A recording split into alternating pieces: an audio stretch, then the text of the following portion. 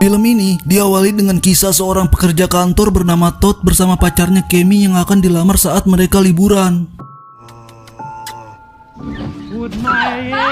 Singkat waktu, saat mereka sedang di tengah perjalanan, tiba-tiba muncul sosok pria parubaya misterius yang menghalang mobil mereka di tengah malam. Pria itu hanya diam lalu pergi begitu saja. Kemudian Todd dan Kemi sampai di pondok keluarga. Namun, tidak lama kemudian, liburan pasangan ini diganggu oleh kemunculan Salinger, adiknya Todd, bersama pacarnya Masha, yang sengaja datang untuk menempati pondok yang sama. Karena hal ini, semua rencana jadi berantakan. Todd dan Kemi sebenarnya keberatan liburan mereka diganggu. Maka dari itu, Todd mulai berpikir dan berjanji kepada Kemi bagaimanapun caranya dia akan membuat Salinger dan Masha pergi dari pondok. Pagi itu, Kemi mengajak Masha mencari jamur di hutan, sementara Todd dan Salinger tetap berada di pondok. Ketika Salinger sedang bersantai di tepi danau, Todd datang menghampiri. Disinilah waktu yang cocok untuk mengatakan kepada Salinger. Todd mengungkapkan bahwa dia ingin berduaan dengan Kemi lalu berperahu ke pulau lalu melamarnya. Todd sudah berusaha meminta Salinger pergi secara baik-baik, namun sayangnya dia menolak. Sehingga hal ini membuat Todd kesal lalu membuang headphone Salinger ke danau. Di situ kakak beradik ini mulai cekcok yang berujung ke perkelahian serius, sampai di mana emosi Todd tidak terkontrol sehingga secara refleks ia mengkampak Salinger hingga tewas. Karena dia tidak pernah membunuh, apa yang telah terjadi membuat Todd mual. Lalu dia bingung dengan jasad Salinger yang harus diapakan. Akhirnya ia membungkusnya dengan terpal lalu memasukkan mayat Salinger ke dalam tempat penyimpanan. Setelah membereskan semua, tidak lama Kemi dan Masha pulang. Todd sedikit gugup ketika dia ditanya oleh Masha di mana keberadaan Salinger. Kemudian Todd menarik Kemi lalu dia berkata jujur telah membunuh Salinger. Awalnya Kemi sempat terkejut, tapi dia lebih memaklumi perbuatan Todd yang kemudian mereka membuat rencana untuk membunuh Masha juga. Kemudian Masha diminta untuk membantu Kemi memasak jamur di dapur. Sayangnya Masha melihat Todd yang ingin bersiap membunuhnya. Pada saat itu juga Kemi memukulnya dengan panci penggorengan hingga dia terjatuh. Masha yang terbaring di lantai mengalami kejang-kejang, kemudian Kemi membungkusnya dengan terpal, lalu membenturkan badannya berulang kali hingga akhirnya Masha tewas. Setelah itu, pasangan ini mengubah kedua jasad itu menjadi Lego, kemudian mereka membuangnya di laut agar apa yang telah mereka lakukan bisa menghilangkan jejak. Selesai dengan upaya menghilangkan jejak, Todd melamar Kemi di pulau yang berjalan dengan lancar sesuai rencana. Kecemasan di dalam pikiran mereka telah menghilang. Namun, ketika mereka kembali ke pondok, tempat itu ramai oleh teman-teman Salinger yang datang untuk berpesta. Pasangan ini berusaha untuk tenang dan menyusun rencana baru agar tidak dicurigai. Lalu, mereka pun masuk seolah-olah tidak tahu keberadaan Salinger dan bertanya kepada teman-temannya. Ketika keduanya pura-pura menikmati pesta, ada satu teman Salinger bernama Dob menghampiri mereka.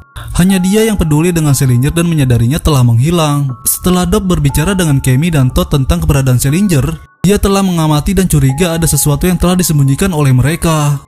Kemudian, ketika Dob sedang berada di danau, ia menemukan headphone milik Salinger mengapung di pinggiran air. Kemi dan Todd yang menyaksikan itu panik. Lalu Todd mengambil tindakan merampas benda itu lalu membawanya pergi. Dob berusaha mengejarnya serta mencoba mengungkap apa yang telah terjadi. Namun, tiba-tiba matanya dia ditusuk oleh Kemi yang kemudian mereka membunuhnya dengan panah. Setelah itu, mereka segera menguburkan mayat Dob di dalam hutan. Kemudian, Kemi dan Todd mengambil tanggung jawab untuk membereskan pondok bekas pesta semalam. Namun, tidak lama kemudian, pagi itu pondok mereka didatangi oleh seorang polisi yang mencari keberadaan Dob. Walaupun panik, Todd berusaha tidak gugup, bersikap biasa saja agar tidak dicurigai. Ternyata, Dob telah melaporkan hilangnya Salinger kepada polisi. Saat Todd diberi pertanyaan tentang di mana keberadaan Dob dan Salinger dan keterkaitannya dengan mereka, Todd tetap santuy lalu dia membuat alibi palsu agar polisi tidak mencurigainya. Karena belum mendapatkan petunjuk, polisi menyisir area pondok untuk menemukan sebuah bukti. Kemudian, Todd dan Kemi masing-masing diinterogasi di dalam mobil polisi. Di situ, keduanya kompak menerangkan bahwa mereka pernah melihat pria parubaya aneh yang sempat menghadang mereka di tengah jalan. Mungkin saja dia ada keterkaitannya dengan kasus ini. Kemudian, ayah dan ibunya Todd sempat datang ke pondok. Sebelumnya, ada kesalahpahaman di mana ibunya tidak tahu dan mengizinkan Salinger menempati pondok sementara Todd sudah membokingnya melalui situs. Maka dari itu, ayahnya Todd sangat marah kepada ibunya.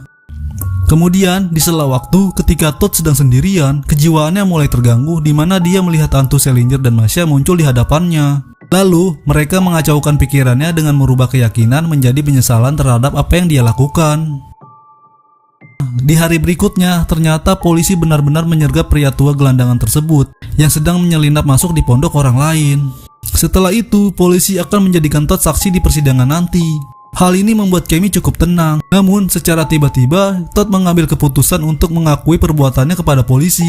Tentu saja itu membuat Cammy tidak terima. Todd dan Cammy berdebat. Ia berusaha mengejar Todd yang pergi ke kantor polisi. Listen to me. What coward. Kemudian, Todd berhenti lalu menghampiri dua polisi yang sedang berada di jalan. Sementara itu, laju mobil Cammy yang terlihat sangat kencang. Polisi mengira ia akan menabraknya, dan keputusan pun diambil polisi untuk menembak Cammy. Peristiwa tabrakan itu telah menyebabkan seorang polisi tewas. Dengan luka tembakannya di dada, Cammy masih sempat mengambil pistol lalu menembaknya tepat di kepalanya Todd yang seketika membuatnya jatuh tak sadarkan diri. Kemudian, wanita itu melepaskan cincin tunangannya dengan Todd yang kemudian ia pun tewas. 1 tahun kemudian, terlihat ayahnya Todd mendorongnya dengan kursi roda. Ayahnya mengungkapkan bahwa ia telah pisah dengan istrinya. Sementara itu, Todd mengalami sebagian hilang ingatan dan masih menjalani pemulihan bekas luka tembak di kepalanya, dan film pun selesai.